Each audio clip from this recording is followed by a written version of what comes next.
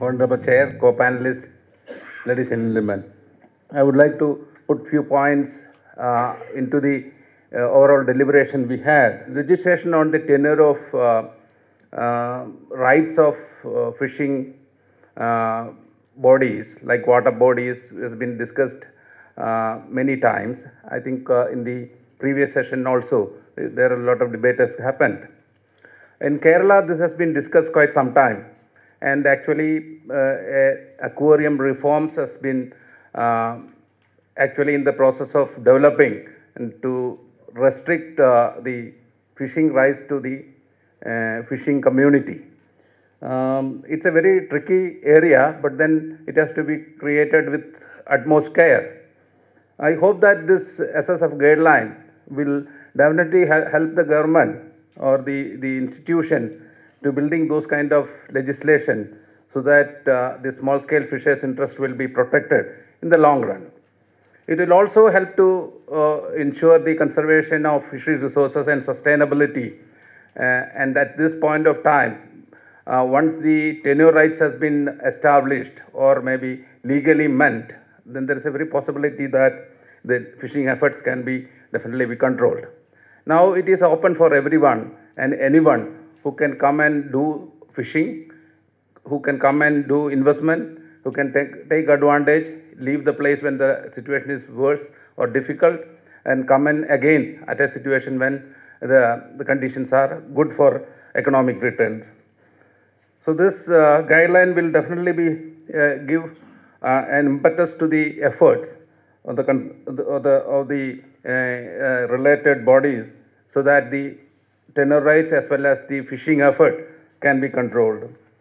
There have been plenty of conservation method has to be introduced, and there has been a lot of interest group in the sector. Has been fighting each other on the resources, and efforts has been taken, and we have seen that some of the committees were formed for creating policies and formulated policies has been not been accepted by the groups and the stakeholders, and find that there's a lot of controversies around that.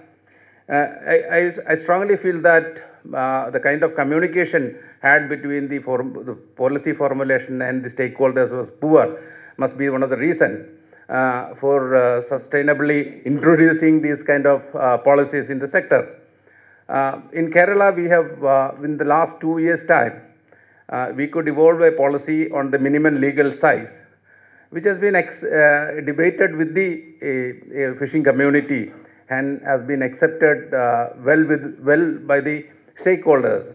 Actually, 53 species have been identified and minimum legal sizes have been decided with the support of CMFRA, and 13 has been published, and now the community is asking the state to introduce the minimum legal sizes in all the 53 species.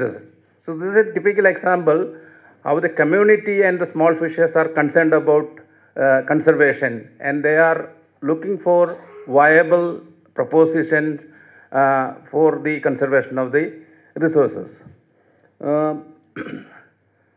So I think this SSF guideline will definitely be helping to go for the conservation of the resources. Capacity building is another area where a lot of initiatives to be taken. Fishermen institution has to be created. There are initiatives and programs at present by the central government as well as by the state governments for creating institution mechanism, cooperative, self-help groups, stakeholder institutions like Mudambam Harbour we discussed yesterday. So the markets, landing centers has to be given to the control of the stakeholders so that the small scale fishers' interest will be protected.